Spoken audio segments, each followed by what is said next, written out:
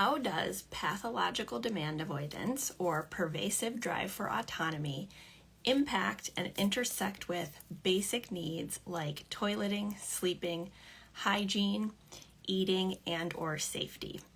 So today we're going to talk about the intersection of basic needs and pathological demand avoidance and the ways in which it can play out in your home for your PDA child or teen, or perhaps in your own life if you are exploring your own PDA, potentially PDA identity. Okay, so I'm going to start with a story to illustrate the concept of basic needs. And when I say basic needs, what I mean by that are basically just things that our children and teens need to stay alive and be well, right? So they need to stay clean and they need to brush their teeth so they don't get like impacted cavities or disease, right? They need to toilet because it's something that humans have to do or they get sick. They need to eat or else they won't stay alive, right? And so basic needs are simply that. There are other things that of course are impacted by PDA, like, education, social engagement, movement, leaving the house. But for argument's sake, those are all things that humans don't need to stay alive, okay? So I want to just bring us back to about 5 years ago when I first moved from Washington, D.C. to where I live now, a small town in Michigan near my family, where I'm from. And I had just left my career as like one of the managers of research integrity at a large nonprofit. And so I had left that identity behind. I had left my career. I was in a new state, and I was in a grocery store in the aisle of protein bars, just weeping.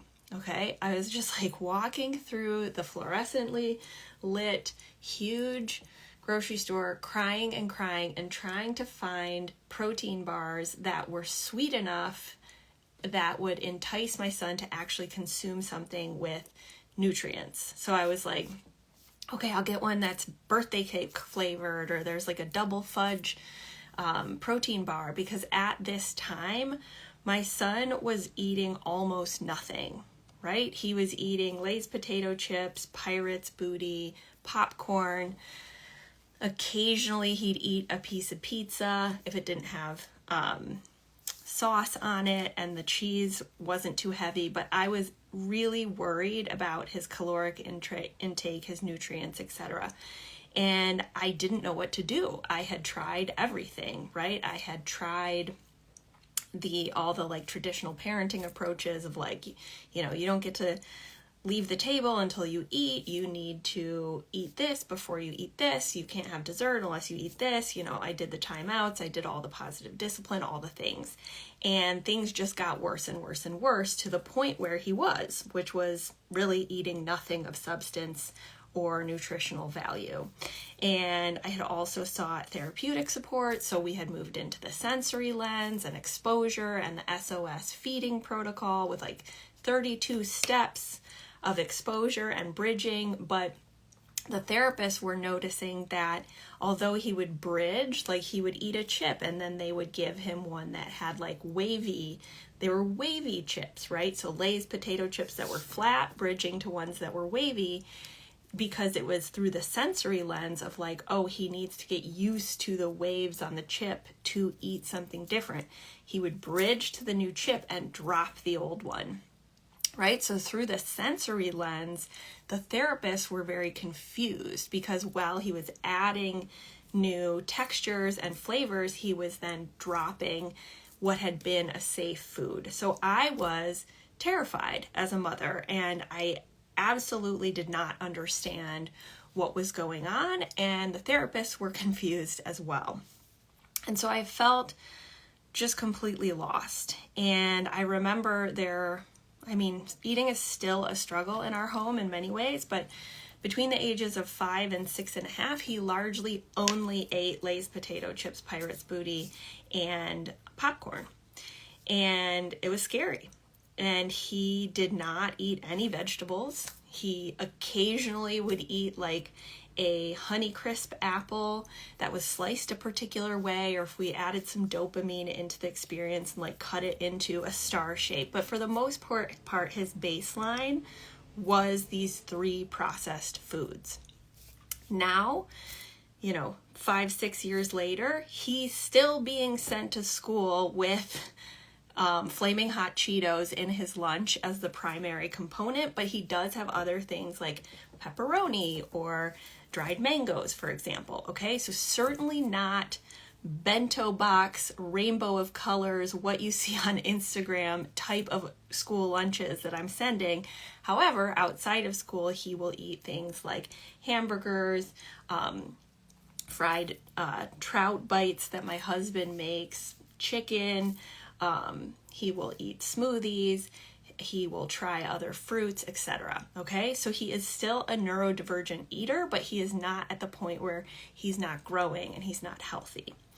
So people ask, like, Casey, how did you get there? Like, what did you do to get him to eat again? What did you do to get him out of that place of eating only Lay's potato chips, popcorn, and Pirate's Booty? And that inherent in that question is something that I want to bring to light for all of you, because I think this could be life-changing. It's something I was teaching yesterday about in the paradigm shift and working with parents to develop their basic needs indicators so that they know if their children are improving with an accommodation approach. So inherent in the question of, like, Casey, what did you do to get him to eat, is the underlying assumption that there was some technique, strategy, therapeutic protocol that was specific to eating that worked. Okay, and in some ways there was, but it's different than the way you might think, because it's actually me completely letting go of the focus on eating and really focusing on all the other areas of his life and our interactions where I was providing autonomy and lowering demands around things that had nothing to do with eating, like whether or not he picked up after himself, whether or not after a shower he went up to go get his clothes or I got it for him. That's an example of a lowered demand. So often, and this is totally natural, and I'm going to break it down with the logic and the why we revert to this, we're often with our PDA kids looking at basic needs struggles, in isolation and not as causally linked to what's going on in the nervous system over the long term of our PDA children and teens. For example, it's very natural as a mother that when my son stopped eating, that I wanted to find the eating specialist and the technique and the strategy to make him eat. But what ultimately got him to the place where he could eat was lowering his overall nervous system activation so that he had a window of tolerance in his nervous system and could actually access eating. Okay, so this is a very, very different logic. And I want to break it down for you with a skill that I teach both in the Paradigm Shift program, and we workshop it with parents with mentorship and live coaching, and upcoming in our new Foundations course. This is one of the 20 skills that I'll be teaching families, therapists, and teachers how to apply. So what it's called is the PDA lens, okay? So like think of it as glasses that you can take on and off. Why is this important?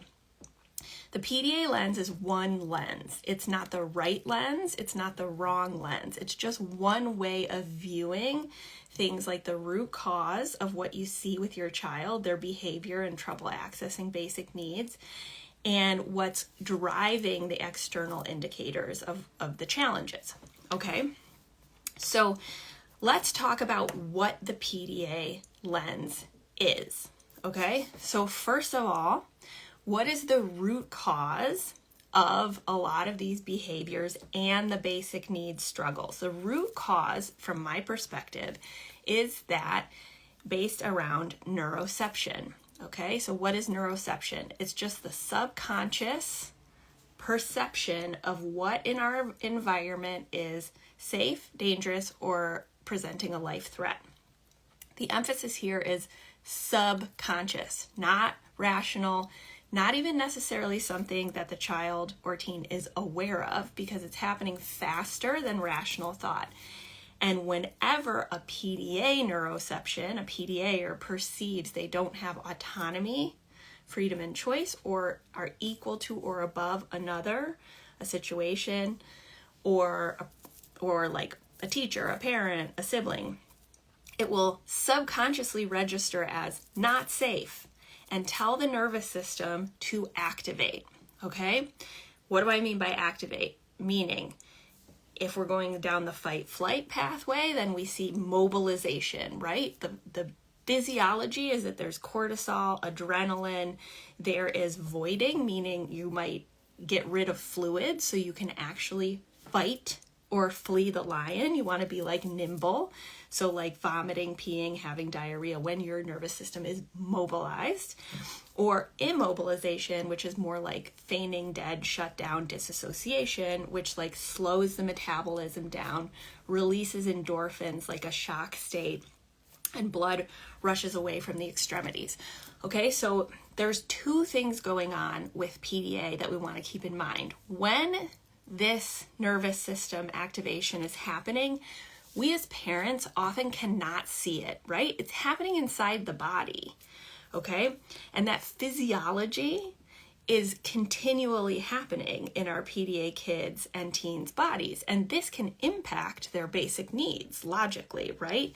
If your metabolism is being impacted by adrenaline and cortisol and all the other endocrine stuff, and you're mobilizing, getting rid of fluids so that you can fight or run from the lion, then yes, you're going to have more struggles with digestion, potentially eating and toileting, right? Because like your body is responding physiologically to nervous system activation.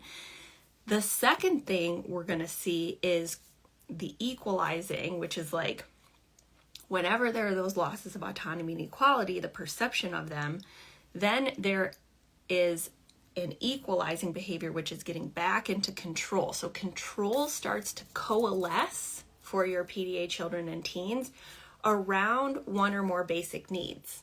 Okay, why? Why does it happen with basic needs?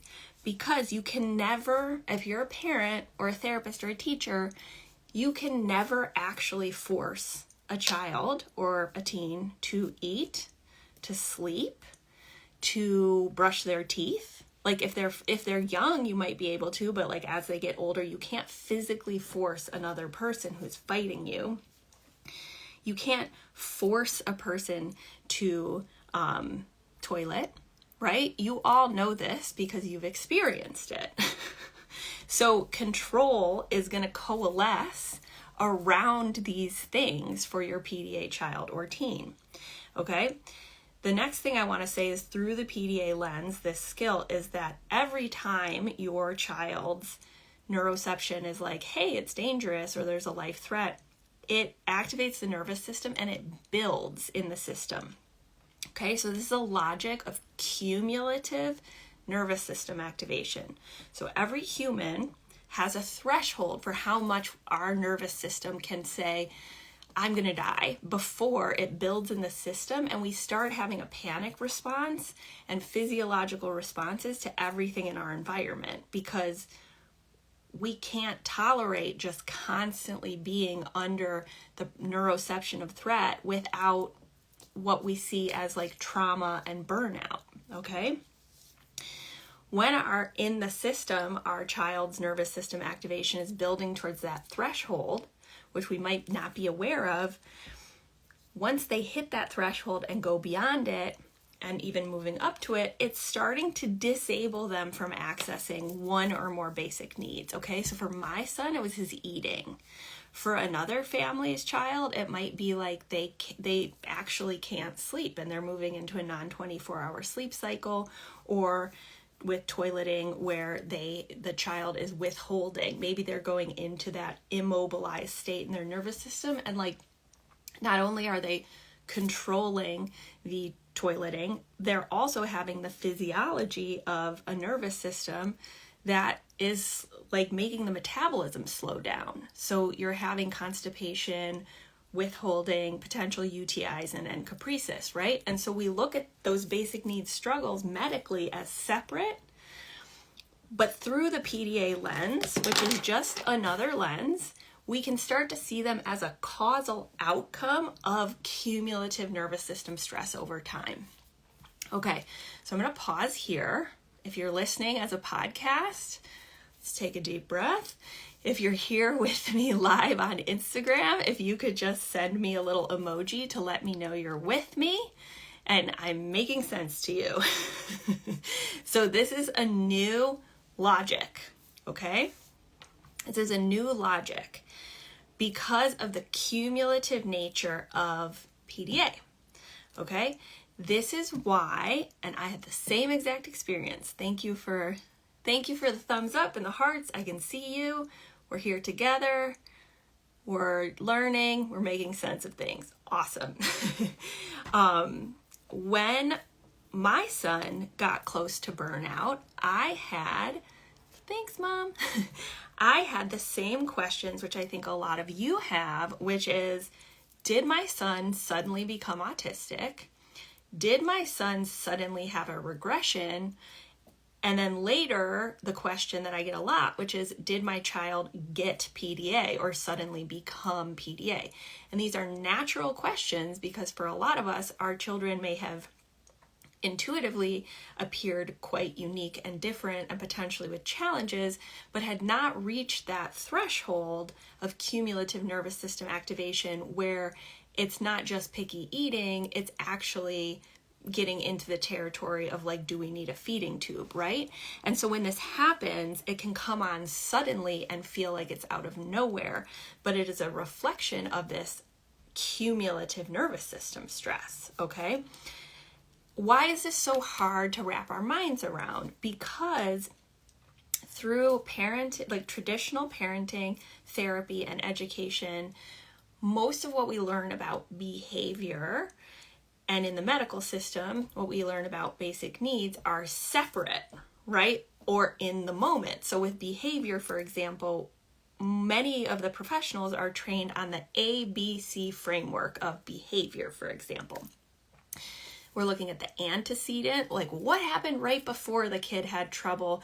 Like what happened right before the kid had an accident and pooped in their pants, for example?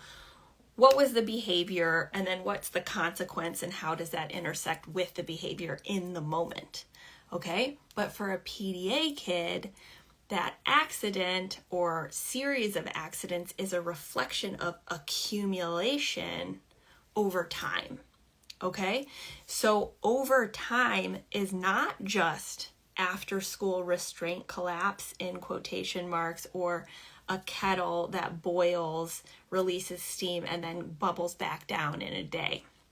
For PDA, the accumulation can be over the course of a day, yes, but it can also be over the course of weeks, months, and even years. Okay, this is why you see the all of a sudden regression, or the all of a sudden my kid is autistic, or all of a sudden they're in burnout. And I don't want to say that to scare you, because what we're learning here is to look for the indicators leading up to that. And because you're here, that's like, you're going to know. You're not going to be looking at it separately as like, this has nothing to do with my child's behavioral struggles, right? But rather these are both outcomes of cumulative nervous system stress. Okay, so what this looks like, let's ground it with some things that we can see with our own two eyes, which is just a not fancy way of saying like indicators or data, right? I'm all about empirical evidence, which just means like, can you see it with your own two eyes in your own home? Okay, and all of us can do that. We're all smart.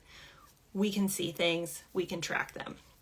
Okay, so let's take the concept of basic needs, which I view as an outcome of cumulative nervous system activation. And so to support the basic need, we have to focus holistically on all the reasons that they got accumulated to get to that point, which may have nothing to do with the basic need. They might have to do with making them do chores, do homework, forcing them in a school where they're not accommodated, etc. But what we see is the basic needs. So we have 5 categories: toileting, parentheses, digestion, safety, hygiene, eating, sleeping. Okay? So what are the ways that we can start to see the indicators of each of these categories? Okay, so let's look at toileting. And you could have a kid, you might be listening to this and you have a 3-year-old who's like, you're starting to potty train, or I've worked with families who had adult children who still had some toileting indicators, and there's no shame in that. It's just a data point of what's going on underneath with the cumulative nervous system activation. Okay, so with toileting, what you might see is accidents, right? Having accidents. You might see control coalescing around peeing and pooping with a child where they will only poop or pee in a certain location, right? Only in a bathtub, only in a diaper, only outside in a particular location, only in the shower. You might physiologically be seeing them have struggles with diarrhea or vomiting, stomach aches, withholding for long periods of time, which can result in UTIs. You might see endocapresis at a more extreme. Okay, so there are shades of extremities, right? Like, and there's obviously developmental differences in terms of a 4-year-old who's pooping in the bathtub versus like a 10-year-old or a 9-year-old who needs to use a diaper. And this is not intellectual. This is not an intellectual disability. This is a nervous system disability. So it has nothing to do with like, do they understand how to go to the bathroom, or do they have the physical skills to pull down their pants, right? And so like to use the toilet. And so the emphasis in the traditional approach, and I'm just inviting you into seeing this differently. The traditional approach is like, oh, I need to teach them the skills and I need to explain it and I need to correct them, rather than how do I bring down all of their nervous system activation holistically so they can access the skills that they may already have or can learn really quickly if we actually like lower the pressure and give them some autonomy around it. Okay, let's talk about hygiene. So the types of things we might see are refusal to brush teeth, not hand washing, not hair washing, not bathing, not showering, etc. This can range from resistance and refusal to families I've worked with whose children are in burnout, who have not, their children or teens have not had access to, and I say that intentionally because it's not a behavioral response. It's like their nervous system is disabling them from being able to brush their teeth or shower for months, okay? And this becomes a medical issue, but it is not their fault and it is not their parents' fault. This is a nervous system disability. It's a fluctuating one, and it's not a consistent one in the sense of visibility, but it is there. Okay, eating, we might see constant and compulsive eating. That's control coalescing around eating as a basic need. We might see what we saw with my son, which is extraordinarily restrictive eating.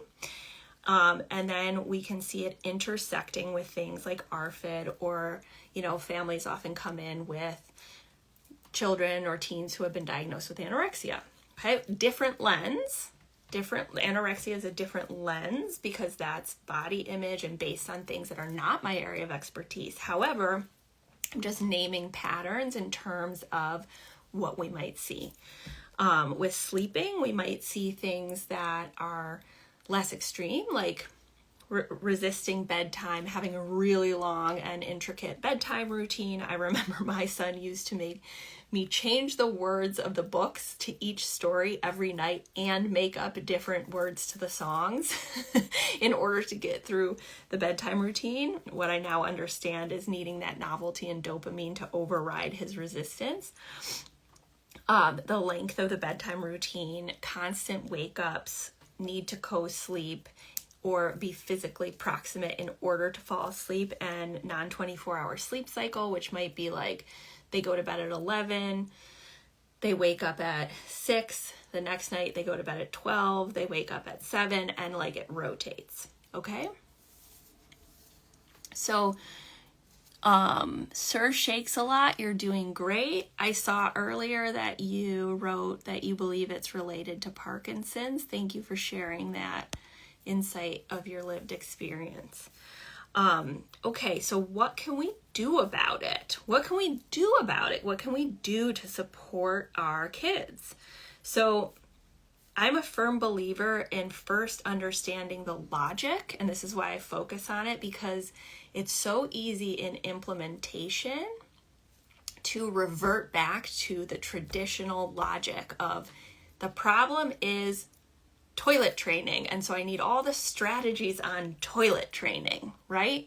Versus looking at, okay, what's the logic? The struggles with toileting actually might be due to cumulative nervous system activation. So how can we remove such a focus on the toileting and really focus on like, how can we like do a lot of play each day where they can control me and get that autonomy and equality need that they have for their neuroception? How can I change the way I'm speaking with them so I'm not asking so many direct questions and giving imperatives of like, go get your shoes on?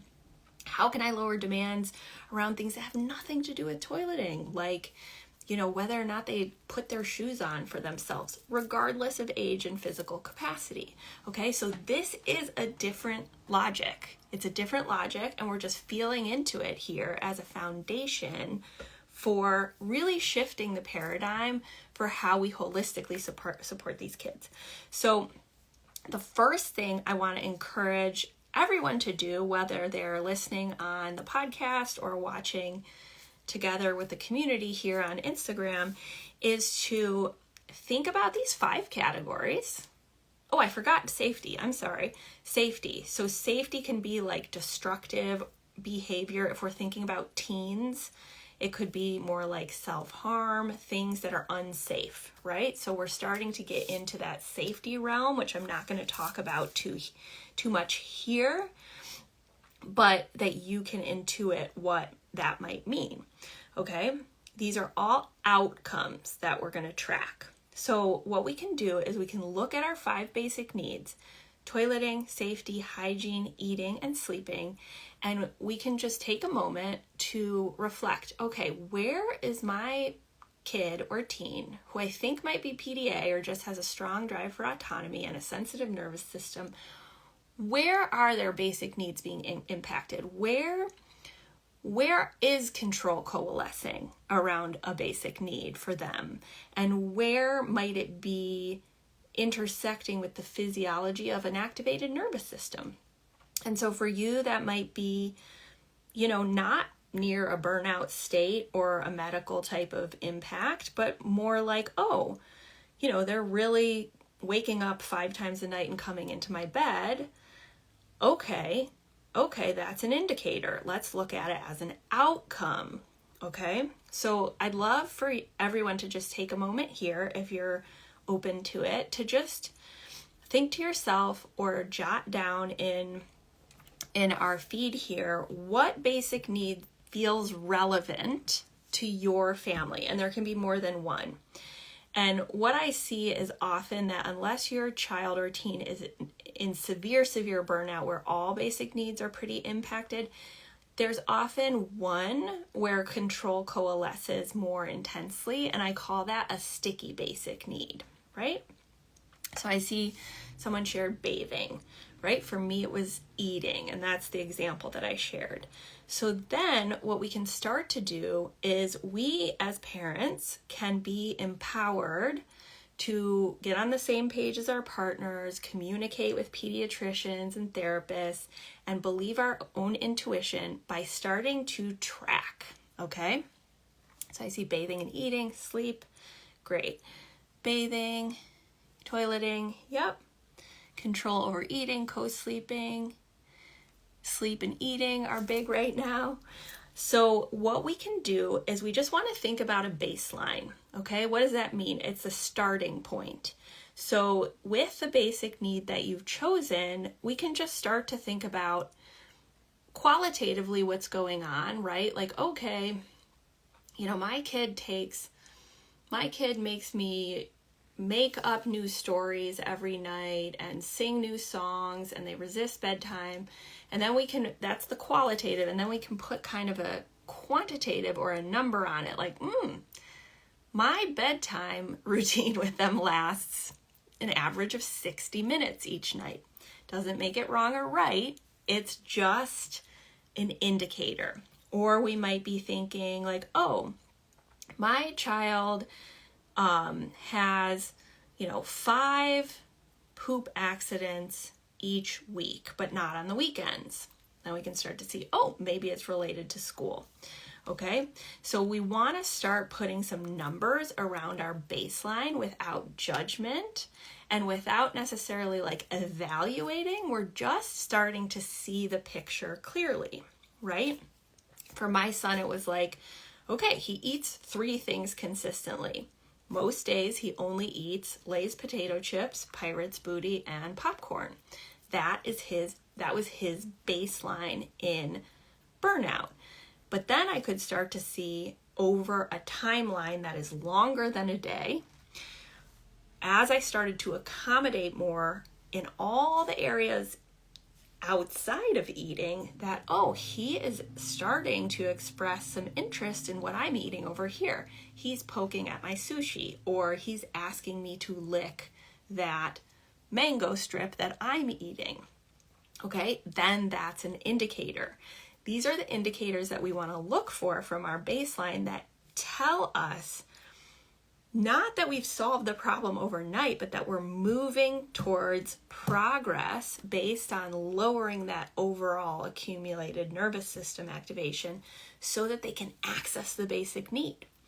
Okay, so what I always recommend for families, this is an activity we did in real time and with parents coming off of mute and workshopping together, was we established a baseline for the basic needs. There's my thumbs up. We picked a timeline, like, are you measuring over the course of a week or 2 weeks? We don't want it to just be a day because that's too close. And then we figure out our indicators or our measurement, which is like, okay, they are constantly eating. And then we put some numbers around it. Like before school, they're wanting to snack. And during the car ride, they're wanting to snack. And then when they come home, they're constantly asking for food or sneaking food, right? And we can get these incidences of like, sneaking food. How many times did they sneak food, and how many times were they like fixated or in a cognitive loop around the eating? And we can look at that as an indicator of like, okay, that's happening 5 times a day. And instead of trying to control that, of like, what can I do to make it stop? Which I know that's what you want because you're scared, and I was too. And it's like, this is basic needs stuff, so you want a solution right now. But there isn't one other than bringing down their nervous system activation if we are working through the PDA lens. And so we can exert some certainty and control by tracking this without judgment. Okay, 5 times a day, we see these incidences of like control coalescing around wanting to eat. And then the next day we look at it. And then we look at it on average for a week. And what we want to see over the course of like a couple months, if you're consistently working through a nervous system and accommodation-based lens, which is what I teach, then we see, oh, their compulsion incidences are going down. Maybe it's not resolved entirely, but instead of 5 times a day, 2 months later, it's 3 times a day. Okay, and only you can track this and know what the data is. And this is also important so that you start to believe yourself, right? Because a lot of you on this call, something is resonating with you inside of what I'm saying, inside of your body. As I say it, you're like, yeah, there's something that's true about that. But then you're going to doubt yourself because you're still thinking through the old paradigm, which is like, I need to control this, right? And I get it. I've been there, and it took me a very long time to get to where I am today with this understanding that I want to share with you. Okay? So this does not mean like you never, in cases of safety, intervene.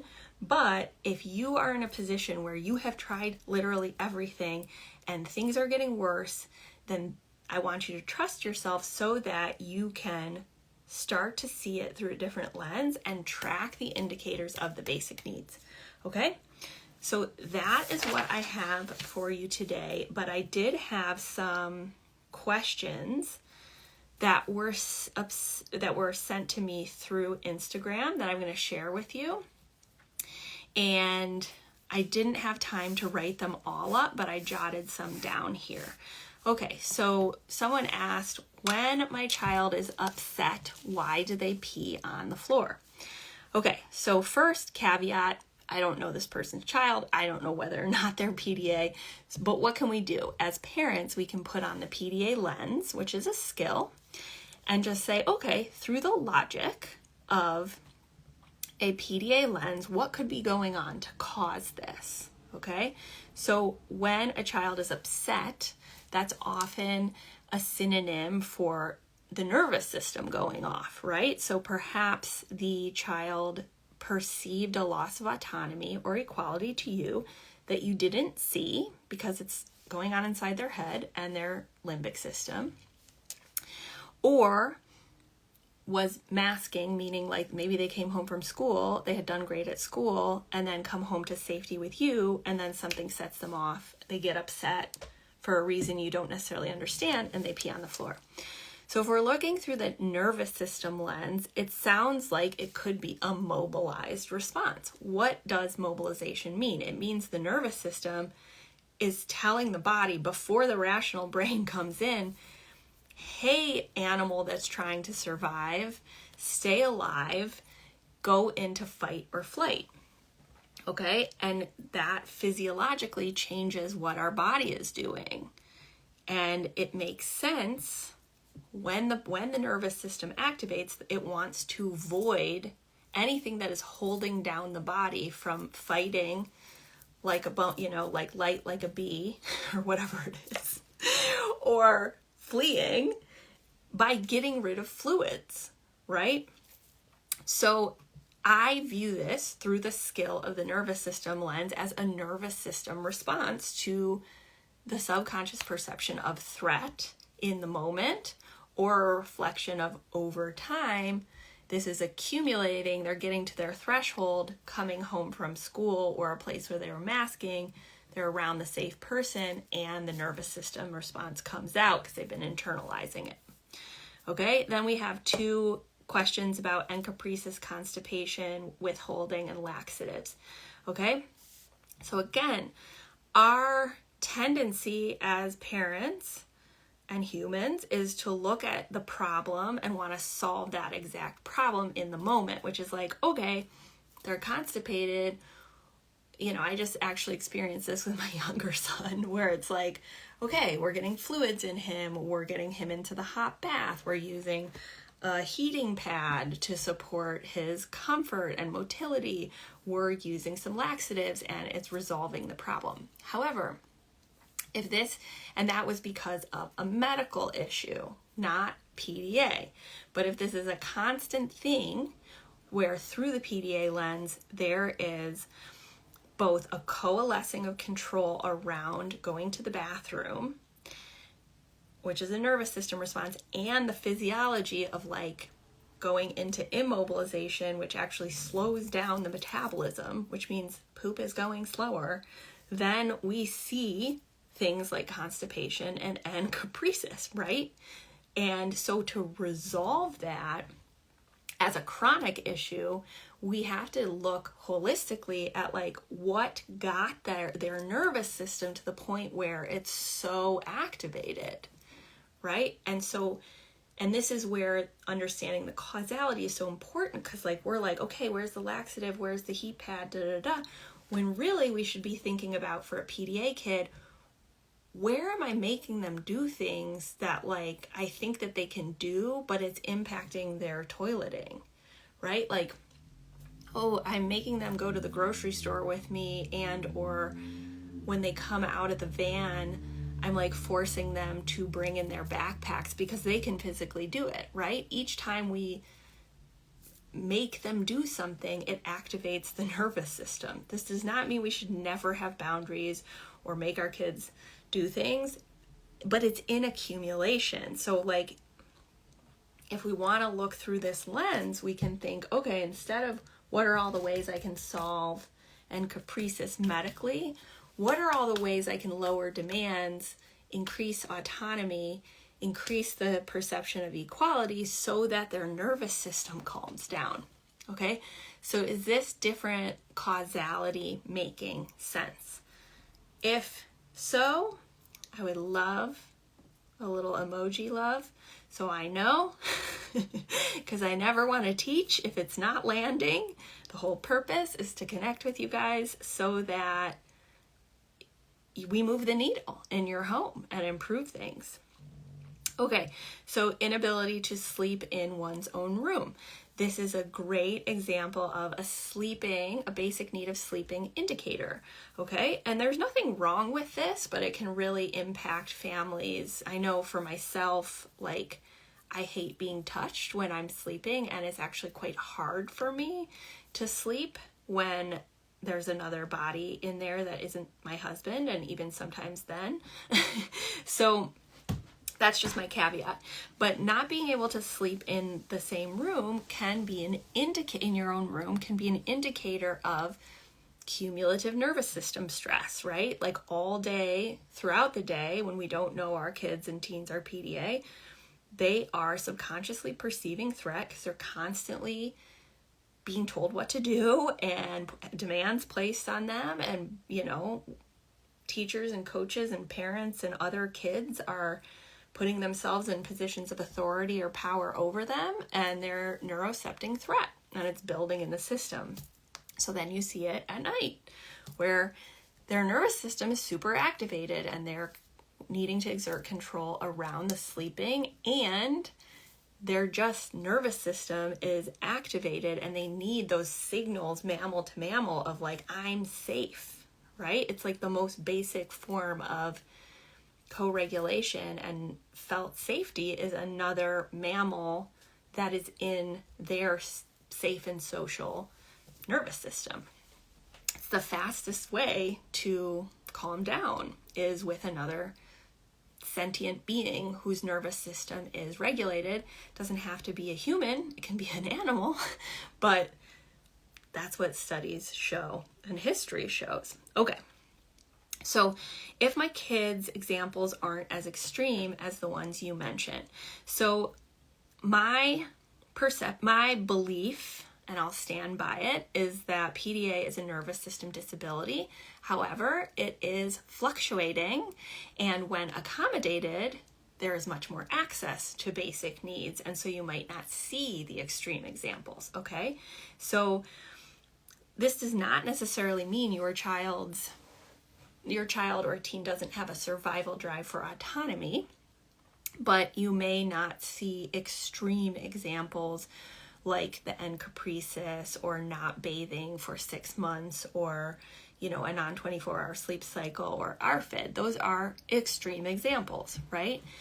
And that's why I mentioned lower level indicators of like pushing bedtime back consistently and impulsively and reflexively in a way that confuses you, where it's like, or, you know, your kid doesn't actually, like, when they get tired, they'll fall asleep, or when they get hungry, they'll eat. Those, when you hear those sentences, if you're a parent that's like, yeah, that's not true for my kid, there's a reason for that, which is like, there's a survival drive for autonomy that overrides that sleep instinct.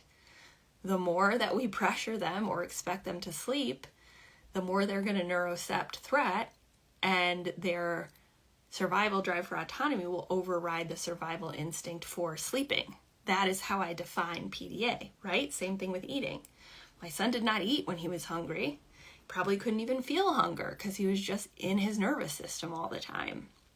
And we don't sit down to a plate of ribs when we're about to fight a lion on the savannah. So it makes sense. Does eating include safe foods? Like my child eats safe foods, but then he drops others. So yeah, indicators are just what's going on in your family that is indicating trouble accessing something that they need to stay well and be alive. So the indicators can be extreme, they can be subtle, right? And what we all want to do is just be tracking these as one of the 3 things that indicate to us how our children are doing in terms of their nervous system. So the other 2 things that I teach parents to measure besides basic needs are nervous system activation and connection and engagement. So that is something that we work on in the Paradigm Shift program. But if you are someone who likes the skill lens, so today we talked about the PDA skill, which is really the logic. I am launching a brand new course for $199 that is the 20 most effective skills and only skills, I think, that you need to learn as a parent, teacher, or therapist to truly support a PDAer and yourself as you are helping a PDAer thrive. So that is launching on October 21st and will be 14 hours of live teaching with me. You will then have the replays and transcripts, as well as a very overly ambitious but going to be done and beautiful, and I'm so proud of it, handbook that comes with it and breaks everything down in addition to the live teaching and examples, scripts, and step-by-step processes with definitions and the purpose of each skill. So if that's something you're interested in, you can look at the link in my bio and get on our list to be reminded, or you can drop below, once I post this as a tile, the word foundations, and we will send you a link. All right, my friends, it was so nice to be with you, and I hope to see you here again soon. All right, bye.